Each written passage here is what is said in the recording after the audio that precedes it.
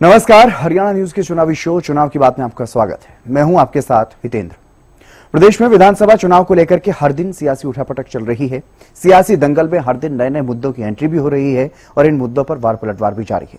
चुनाव जीतने और सत्ता पर काबिज होने के लिए काफी दिलचस्प सियासी दौड़ इन दिनों प्रदेश में चल रही है और इस रेस में कौन चल रहा है आगे, ये जानने के लिए आप देखते रहिए हमारा खास कार्यक्रम चुनाव की बात।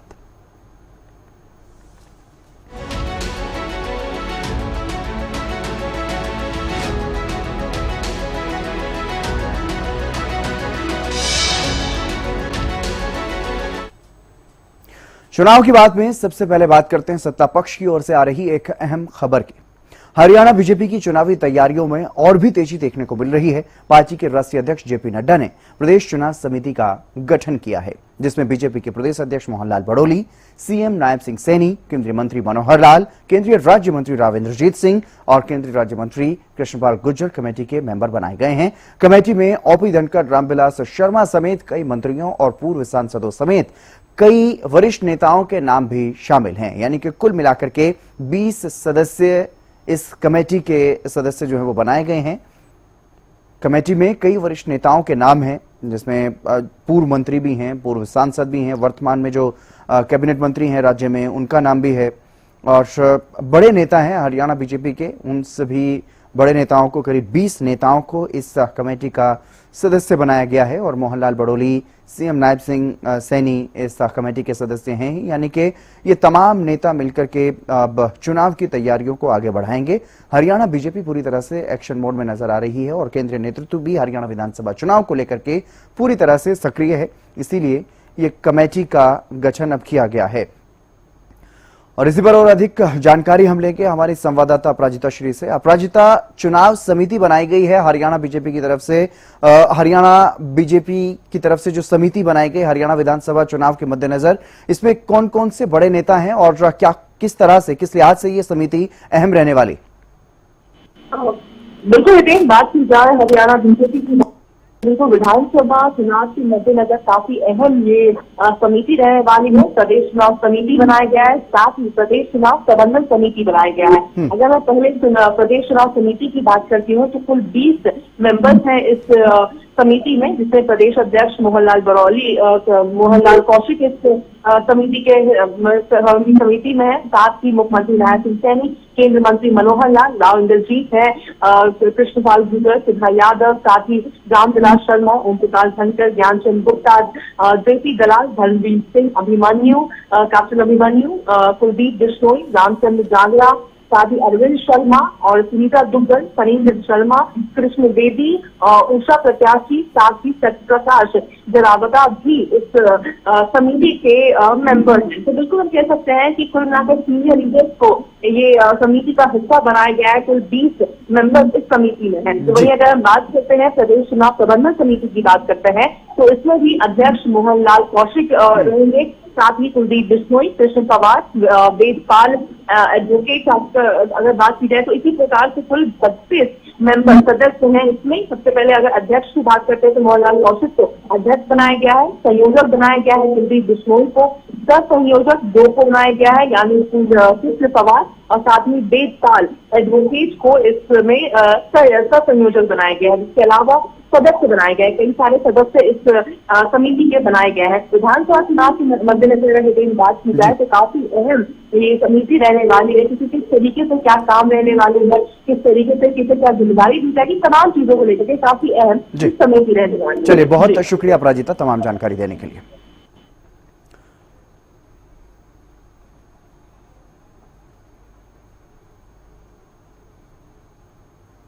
और चुनाव की बात में बात हो रही है भारतीय जनता पार्टी की तैयारियों की, तो बीजेपी ने एक और कमेटी का गठन किया है जो कि चुनाव प्रबंधन का काम देखेगी। इस कमेटी के अध्यक्ष बीजेपी के प्रदेश अध्यक्ष मोहनलाल बड़ोली बनाए गए हैं।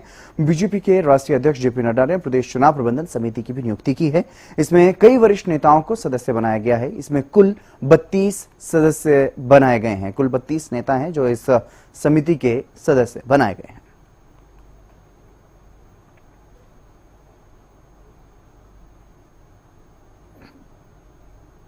और चुनाव की बात में बात सत्ता पक्ष की हो रही है तो बीजेपी के प्रदेश अध्यक्ष मोहनलाल बड़ोली की बात करते हैं। बड़ोली ने खेलों पर हो रही राजनीति को लेकर के विपक्ष पर निशाना साधा है। उन्होंने कहा कि विपक्ष खेलों पर राजनीति कर रहा है। बीजेपी के प्रदेश अध्यक्ष ने हरियाणा में तीसरी बार बीजेपी की सरकार बनने का दावा भी किया है। जिस प्रकार से हरियाणा सरकार में भारतीय जनता पार्टी की 10 वर्षों की सरकार आपने बहुत सारी देखी, सभी सरकारों के काम करने के तरीके भी देखे। भारतीय जनता पार्टी की सरकार में और बाकी पार्टियों की सरकार में जमीन आसमान का अंतर यही है कि लोग जिस प्रकार की जरूरत होती है उस जरूरत के हिसाब से काम हो, नई तकनीक के साथ हो, पारदर्शिता के साथ हो। विपक्ष बहुत सारा हल्ला मचाता है। विपक्ष कभी भी अपने जो विपक्ष की भूमिका होती है उसको नहीं रखते, हर काम में। चुनाव की बात में बात सीएम नायब सैनी की करते हैं। नायब सैनी ने पटौदी में जहां कई परियोजनाओं का उद्घाटन और शिलान्यास किया तो वहीं एक जनसभा को संबोधित भी करते हुए उन्होंने विपक्ष पर जमकर निशाना साधा है। कांग्रेस के हरियाणा मांगे हिसाब अभियान को लेकर के कांग्रेस पर सवाल खड़े किए। साथ ही प्रदेश में तीसरी बार भारी बहुमत से बीजेपी की सरकार बनने का दावा सीएम नायब सैनी ने किया है। मुझे विश्वास है कि आने वाले इस विधानसभा के चुनाव के अंदर आदरणीय नरेंद्र मोदी जी को मजबूत करते हुए यहां से फिर तीसरी बार हरियाणा में भारतीय जनता पार्टी की सरकार भाइयों बनेगी। आज हरियाणा प्रदेश के हर कोने कोने के अंदर मुझे जाने का अवसर मिल रहा है और जब अवसर मिलता है तो लोगों की एक ही बात आती है कि हरियाणा में भारतीय जनता पार्टी की सरकार तीसरी बार बड़े मैंडेट से वो बनेगी और उसमें हमारा पटौदी ये विधानसभा क्षेत्र ये मजबूत कमल का फूल खिला करके भेजेगा। जो लोग किसानों की जमीन को कौड़ियों के भाव खरीद करके बिल्डरों को लाभ देने का काम करते थे और भाइयों जिनके कार्यकाल के अंदर सीएलयू को लेकर के एक बड़ा भ्रष्टाचार होता था, आज वो हिसाब मांग रहे हैं। जिनके समय के अंदर जात पात, क्षेत्रवाद, भाई भतीजावाद की राजनीति होती थी, आज वो लोग हिसाब मांग रहे हैं। उनके काले कारनामों को आज हरियाणा प्रदेश का बच्चा बच्चा जानता है। आज वो लोग हिसाब मांग रहे हैं। हमारे कार्यकाल का हिसाब मैं आज पटौदी की सरदारी के बीच में ये कहना चाहूंगा कि आज हमारे कार्यकाल का 10 वर्ष का हिसाब आज हरियाणा प्रदेश का युवा दे रहा है। मैं यहाँ पटौदी के जो हमारे विकास क्षेत्र के लिए आज मैं 10 करोड़ रुपया यहाँ देने की, जो बिजली की बड़ी दिक्कत इस क्षेत्र के अंदर रहती है, उस बिजली की दिक्कत को दूर करते हुए गांव जैसात, गांव सिवाड़ी तथा गांव दौलताबाद में ये 33 केवी के पावर हाउस बनाने के लिए भी आज 20 करोड़ 50 लाख रुपए की लागत से वो बनाए जाएंगे, उसकी मैं घोषणा करता हूं।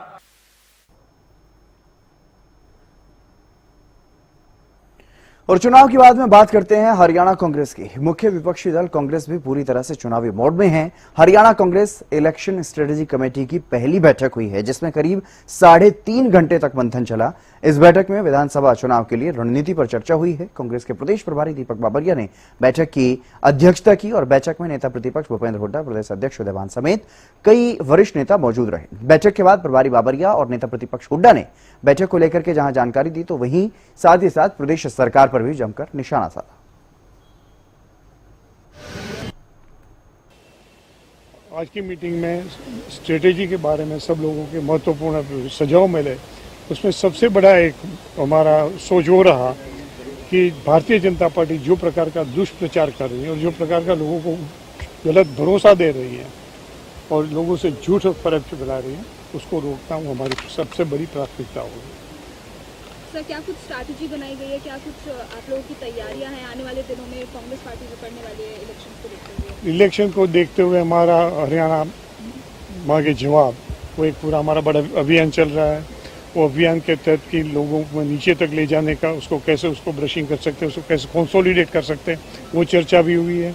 और इसमें कहीं ना ज़्यादा से ज़्यादा वर्करों को कैसे जोड़ना, उसकी भी चर्चा हुई है। मगर ये सभी चर्चा के बाद एक जो मैं आपसे जो बता रहा हूँ कि भारतीय जनता पार्टी लोगों के साथ जो झूठ फरेब और धोखाबाजी कर रही है, जुमलाबाजी कर रही है, उसको उजागर करना वो हमें सबसे बड़ा हमारा तो अग्रिम लक्ष्य होगा। स्ट्रेटेजी तुम्हारे को बताने की जरूरत नहीं है। हमारी स्ट्रेटेजी है, स्ट्रेटेजी मीटिंग थी, चुनाव कैसे मजबूती से लड़ा जाएगा, कैसे कांग्रेस के लिए हम काम करेंगे, ये बताइए। आगे के प्रोग्राम की डिस्कशन हुआ है। कांग्रेस मजबूत है और सब साथी है। पता उनकी घोषणा कोई नहीं, 10 साल तो किया नहीं उन्होंने। 10 साल तो हरियाणा को लूटा इस पार्टी ने, इस गठबंधन ने लूट का गठबंधन बना हुआ था। आज करें, क्रेडिबिलिटी कुछ नहीं है उसकी। उनको पता है, एक जो मैनिफेस्टो उनका उठाओ, एक भी मैनिफेस्टो में वायदा पूरा नहीं किया। चाहे किसान से किया, चाहे वर्कर से किया, चाहे किसी से जवानों से किया, कुछ नहीं किया। हमारे मैनिफेस्टो उठाओ, 2005 का उठाओ, 2009 का उठाओ, एक भी बिंदु आप नहीं निकाल सकते जो हमने पूरा नहीं किया। आज जो हम कह रहे हैं वो करेंगे। हरियाणा कांग्रेस की स्ट्रैटेजी कमेटी की बैठक हुई है। इस बीच हमारे साथ दीपक बावरिया मौजूद हैं, जिन्हें चेयरमैन बनाया गया है स्ट्रैटेजी कमेटी का। हरियाणा न्यूज पर आपका स्वागत है सर। काफी लंबी बैठक चली है, करीब 3.5 घंटे की बैठक रही है। नेता प्रतिपक्ष भूपेंद्र सिंह हुड्डा, अध्यक्ष, सांसद, कई नेता इसमें मौजूद रहे। क्या कुछ रहा इस बैठक में? ये बैठक में बहुत महत्वपूर्ण चर्चा रही। बाय एंड लार्ज सूर एक ही था कि भारतीय जनता पार्टी के सामने बहुत दमदार लड़त से दमदार जीत हासिल करनी है। सर, कुछ नेता हालांकि नहीं इस बैठक में मौजूद रहे, क्योंकि उनका खुद की यात्राएं चल रही है हरियाणा में। तो आने वाले दिनों में क्या दोबारा से ये बैठक रहेगी?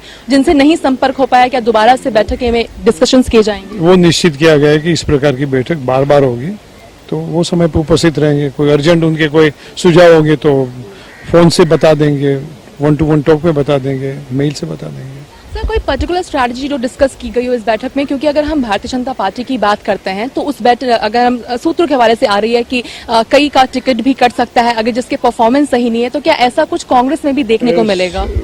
यहाँ तो जो है एक ही बात है, मेरिट्स पे टिकट दी जाएगी, सर्वे आधारित टिकट दी जाएगी, और बाय एंड लार्ज एक यूनानिमिटी जो बनती है संगठन में जिसके नाम के लिए, उसको टिकट दी जाएगी। मगर अपार्ट फ्रॉम दैट जो निश्चित किया गया है वो जो है कि भारतीय जनता पार्टी जो आजकल मुख्यमंत्री जी बार बार कई घोषणाएं करते हैं और जुमलाबाजी करते हैं, वो कोई घोषणा का मतलब नहीं। 10 साल तक कुछ नहीं किया, अभी कहते हम 10 दिन में कर देंगे, तो प्रजा को जो है उनकी आंखों में धूल झोंकने की कोशिश करते हैं। तो ये जो है बेवकूफ़ बनाने वाली बात है, उसको उजागर करना, लोगों को समझाना, वो आज का हमारा एक लक्ष्य था। वो कैसे करें वो भी एक हम लोगों ने उसकी थोड़ी डिटेल वर्कआउट कर दी है। एक आखिरी सवाल, चूंकि आपने संगठन का जिक्र किया, अभी भी प्रश्न चिन्ह है उस पर। संगठन में तो जो है उसका फॉर्मेशन होगा कि नहीं होगा मुझको पता नहीं है, बट कहीं ना कहीं स्वरूप से हमारे कई लोग फील्ड में आ जाएंगे। बहुत बहुत धन्यवाद। तो हम सुन रहे थे प्रभारी दीपक बावरिया को, जिन्होंने सभी मुद्दों को लेकर के जो अहम बैठक हुई है, 3.5 घंटे के लगभग की अहम बैठक हुई है, और क्या कुछ आने वाले दिनों में दिखने वाला है हरियाणा कांग्रेस का, सभी मुद्दों को लेकर के एक्सक्लूसिवली हरियाणा न्यूज से बात की है। दिल्ली से कैमरा पर्सन दिनेश के साथ अपराजिता श्री, हरियाणा न्यूज। और हरियाणा कांग्रेस की जिस रणनीतिक टीम का आज मंथन हुआ है उसके बारे में भी आपको बता देते हैं। उसके मुख्य चेहरे जो रहे हैं, क्योंकि प्रदेश प्रभारी दीपक बावरिया ही इस रणनीतिक टीम के अध्यक्ष हैं, उन्हीं की अध्यक्षता में ये बैठक हुई है। और ये बैठक काफी अहम है हरियाणा चुनाव के लिहाज से। रणनीतिक टीम की अगर बात करें, जो अध्यक्ष हैं वो दीपक बावरिया इस टीम के अध्यक्ष हैं, और इनके साथ साथ जो कांग्रेस के प्रदेश अध्यक्ष हैं उदय भान, वो समन्वयक हैं, उन्हें भी महत्वपूर्ण जिम्मेदारी इस टीम में सौंपी गई है। तो साथ ही अगर बात करें ये टीम, क्योंकि इस टीम में कई ऐसे बड़े चेहरे हैं, हरियाणा कांग्रेस के तमाम जो वरिष्ठ नेता हैं उनको शामिल किया गया है। हरियाणा कांग्रेस की रणनीतिक टीम का जो तीसरा बड़ा चेहरा वो भूपेंद्र हुड्डा हैं, नेता प्रतिपक्ष हैं वर्तमान में और पूर्व मुख्यमंत्री रह चुके हैं प्रदेश के 2 बार। तो उनको भी इस टीम में महत्वपूर्ण जगह दी गई है। हरियाणा कांग्रेस की रणनीतिक टीम में कुमारी सैलजा भी सदस्य हैं, पूर्व अध्यक्ष रह चुकी हैं हरियाणा कांग्रेस की, और वर्तमान की अगर बात करें तो सिरसा से सांसद हैं। हरियाणा कांग्रेस की रणनीतिक टीम में रणदीप सुरजेवाला का नाम भी है। हालांकि इस बैठक में वो शामिल नहीं हुए, लेकिन इस टीम का महत्वपूर्ण हिस्सा वो हैं। इस टीम में उन्हें जगह दी गई है रणनीति बनाने के लिए।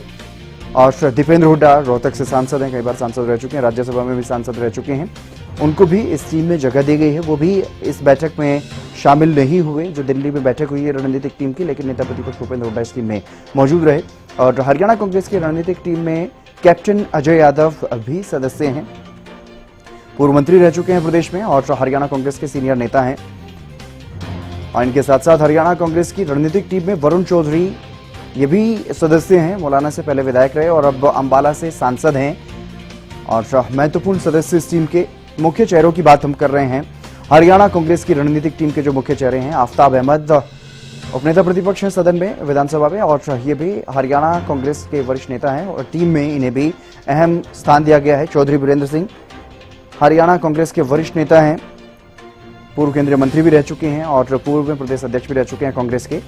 इन्हें भी टीम में महत्वपूर्ण स्थान दिया गया है। हरियाणा कांग्रेस की रणनीतिक टीम के हिस्से हैं, ये भी महत्वपूर्ण हिस्सा है। 45 सदस्य कुल मिलाकर के, कई अन्य सांसद, विधायक और वरिष्ठ नेताओं समेत कुल 45 सदस्य हैं जो इस टीम का हिस्सा हैं। और चुनाव की बात में बात करते हैं सीएम की घोषणाओं पर विपक्ष के पलटवार की। कांग्रेस सांसद दीपेंद्र हुड्डा ने सीएम की घोषणाओं पर पलटवार करते हुए कहा कि सीएम की घोषणाएं महज एक छलावा है, पहले क्यों ये घोषणाएं नहीं की गई, और साथ ही उन्होंने ये भी कहा कि पिछले 10 साल में सरकार ने कोई काम नहीं किया। घोषणाएं इनका कबूलनामा है, 10 साल में कुछ नहीं किया। अब तो 30 दिन की सरकार बची है, अब तो ये आखिरी 1 महीने की सरकार पे, अगर इन्होंने कुछ किया होता तो जो किया होता उनके आधार पे वोट मांगे। अगर किया नहीं 10 साल, आखिरी महीने 10 साल के बाद आखिरी महीने में घोषणाएं करने, ये तो घोषणाएं केवल छलावा है। 10 साल नहीं किया, ये कबूलनामा है कि भाई हम ये मानते हैं कि हमने 10 साल में भट्टा बिठा दिया, अब आखिरी 1 महीने में कांग्रेस की जो घोषणा होगी उसकी कॉपी करके हम करेंगे, पहले क्यों नहीं किया। चुनाव की बात में बात हरियाणा की खेल नीति और महिला रेसलर विनेश फोगाट की। विनेश फोगाट ने पेरिस ओलंपिक में कमाल का प्रदर्शन किया, गोल्ड मेडल के बेहद नजदीक वो पहुंची, लेकिन उसी दौरान उनको अयोग्य ठहरा दिया गया, मेडल नहीं मिला। लेकिन देश में और खास तौर पर हरियाणा प्रदेश में उनके नाम पर सियासत शुरू हो गई। नेता प्रतिपक्ष भूपेंद्र हुड्डा ने उन्हें राज्यसभा भेजने की इच्छा जताई तो उनके बयान के बाद बीजेपी नेताओं ने पलटवार किया और अलग अलग दलों ने भी इस मामले में कोई कसर नहीं छोड़ी। विधानसभा चुनाव लड़ने के लिए उनको ऑफर तक देने शुरू कर दिए गए। एक रिपोर्ट आप देखिए।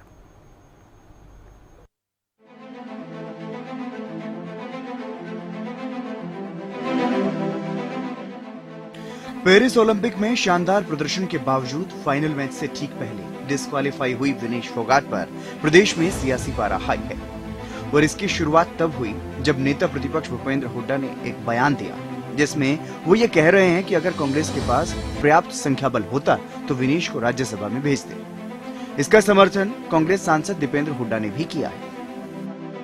अब हमारे राज्यसभा के इलेक्शन है, हमारी तो मेजोरिटी नहीं, अगर हमारी मेजोरिटी होती तो मैं उसको राज्यसभा में बनाता। इतना मान सम्मान उसने देश का बढ़ाया और उसका, ताकि खिलाड़ियों का हौसला बढ़े।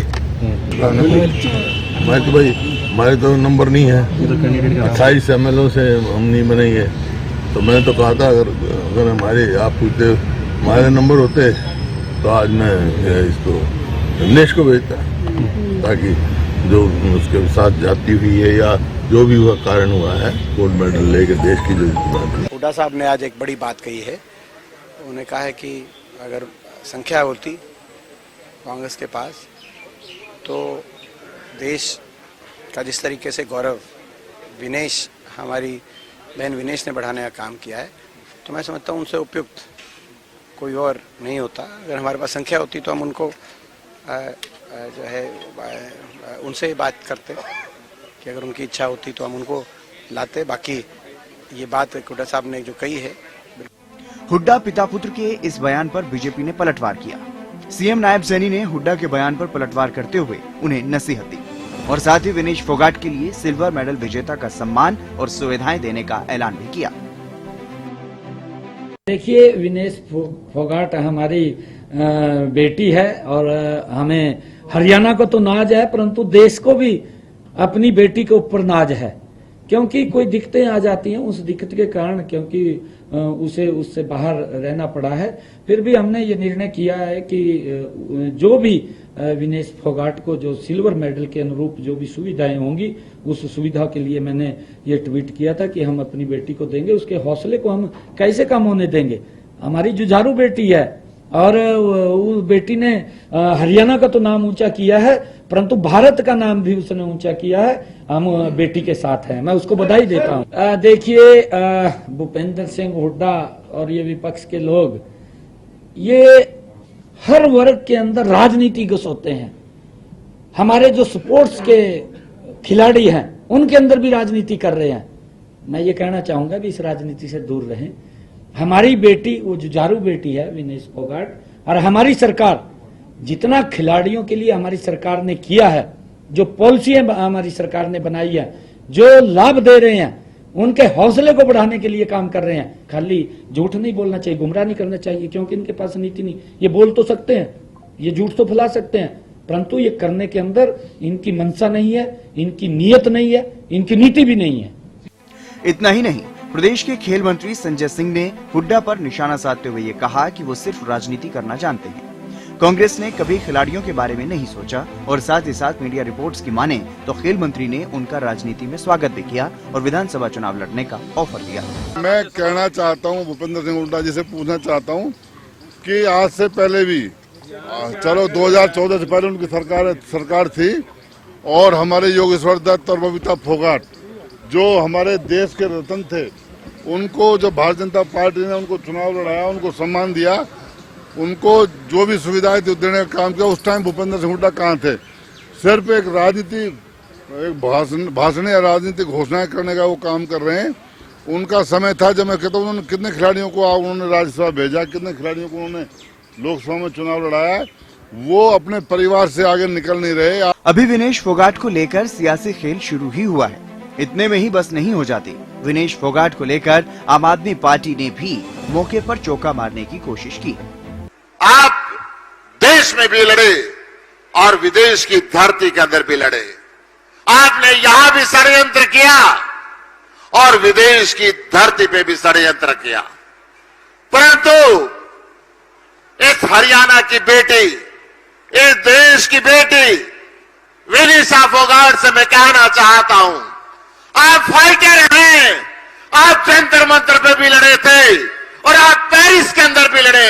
सारा हिंदुस्तान आपके साथ है। मैं आपको आमंत्रित करता हूं, इस तानाशाही को हम जड़ से उखाड़ के फेंकेंगे। आम आदमी पार्टी आपका अभिनंदन करती है, स्वागत करती है। आइए इस लड़ाई के अंदर शामिल होइए। तो वहीं इनेलो नेता अभय चौटाला भी इस मामले में भला कहां पीछे रहने वाले थे। उन्होंने भी विनेश को गोल्ड मेडलिस्ट घोषित करने की मांग सरकार से कर दी। फैसला अभी आना बाकी है उसका। जूरी के पास, जूरी जो इंटरनेशनल कमेटी की जूरी होती है उसके पास उसकी अपील गई हुई है। हम तो उम्मीद करेंगे कि फैसला अच्छा है। उसको सिल्वर मेडल जरूर मिलना चाहिए। अगर ना दिया जाए तो हमारी सरकार की जिम्मेवारी है कि उसको गोल्ड मेडलिस्ट के रूप में सम्मानित करना चाहिए। प्रदेश में विधानसभा चुनाव को लेकर सियासी दंगल तैयार है और इस दंगल में तमाम राजनीतिक पार्टियों को विनेश फोगाट के नाम पर सियासत करने का जो मौका मिला है, उसे सभी राजनीतिक दल खूब बनाने की कोशिशों में जुटे हुए हैं। हालांकि अब देखना होगा कि विनेश के नाम पर और कितनी बयानबाजी होगी और देखना यह भी होगा कि क्या दंगल के बाद अब विनेश खुद भी सियासी दंगल में अपनी किस्मत आजमाएंगी या नहीं। Bureau report, Haryana news.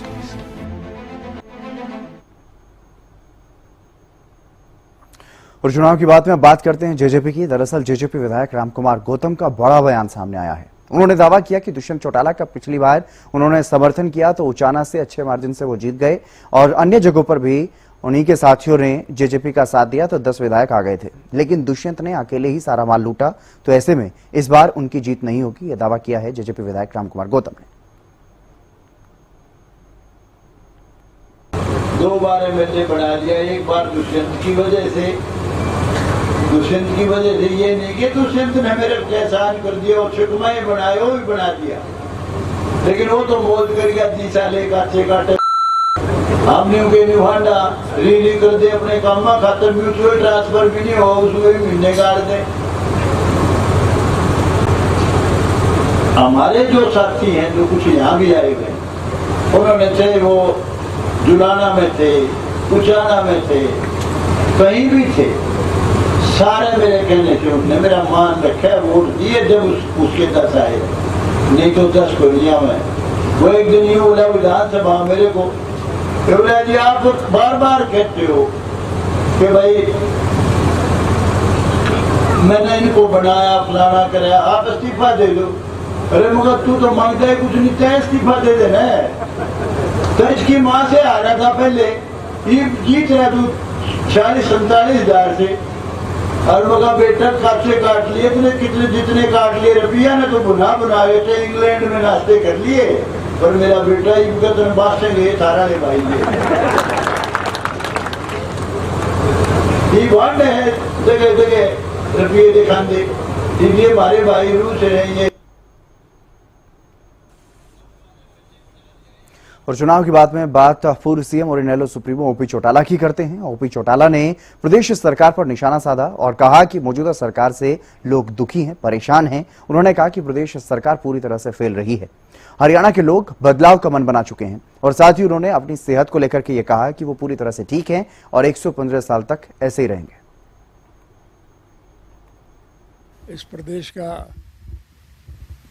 हर नागरिक मौजूदा कुशासन से दुखी है, परेशान है। आम नागरिक का हौसला और उत्साह देख करके मुझे यकीन हो गया कि निश्चित रूप से इस मौजूदा सरकार का पतन होगा।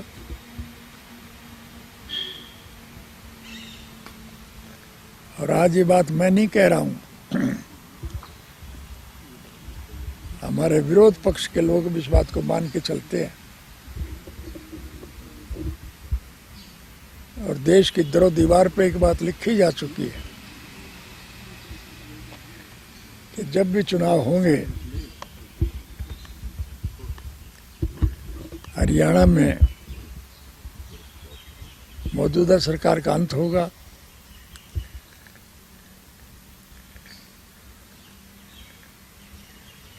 अच्छे लोगों के हाथ में हुकूमत आएगी, इससे लोगों को ज्यादा से ज्यादा सुख सुविधाएं मिले। मैं आज भी 93 के साल में एंट्रीफर हूँ और मैं 115 साल तक जीऊंगा इस प्रदेश। फिलहाल के लिए चुनाव की बात में बस इतना ही। आप देखते रहिए हरियाणा न्यूज।